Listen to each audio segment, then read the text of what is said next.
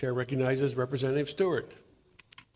Thank you, Mr. Speaker. House Bill 397 is a common sense bipartisan bill that will help keep more of Ohio's farm families in the field and out of the courtroom. And it will do so by providing greater clarity with regard to when and how leases can be terminated. Specifically, the legislation will require that if a written agricultural lease does not contain a specific method for termination, or if the lease is verbal, then the landlord will be required to provide a written notice of termination on or before the first day of September in the year that the termination of the lease will occur in order to be effective. Now, why does this matter? As a practicing attorney in a rural farming community, I've seen firsthand the disputes that can arise when a method or deadline for terminating a lease is not included in that verbal or written lease. For example, a tenant farmer may have invested a significant amount of money getting the ground prepared for the next year, assuming that they're going to be in contract to farm it again, only to get a termination notice very late in December.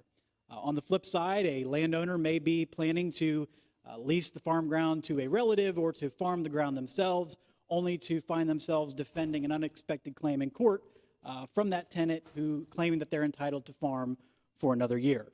A few years ago, I was representing a client in this dispute that came along these same lines. You had the sale of farm ground, a new owner, you had a tenant who believed they had the right to continue farming. You had a lot of significant money invested getting the ground prepared with fertilizer.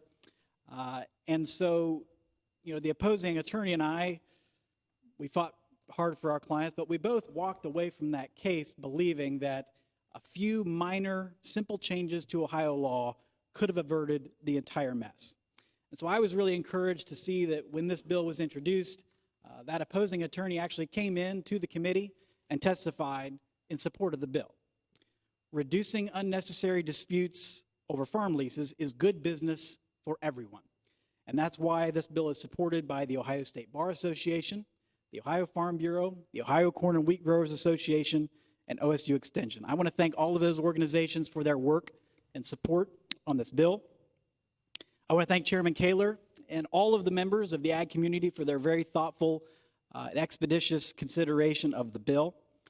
I want to thank my joint sponsor, Representative Kick, for his hard work and his very valuable perspective as a farmer in the agricultural industry himself. And I want to thank my legislative aide, Javen Johnson. And I would also like to thank the Taze Valley Local School District for having a snow day today. And that's why my 3 kids got to come and get a little in-person social studies lesson, and they've been very good in a very long session, so thank you guys. Thank you, Mr. Speaker, for bringing the bill to the floor today. This is a great bill for the agricultural community. And guys, I told my kids this had a pretty decent chance to pass, so I would very respectfully ask for your support.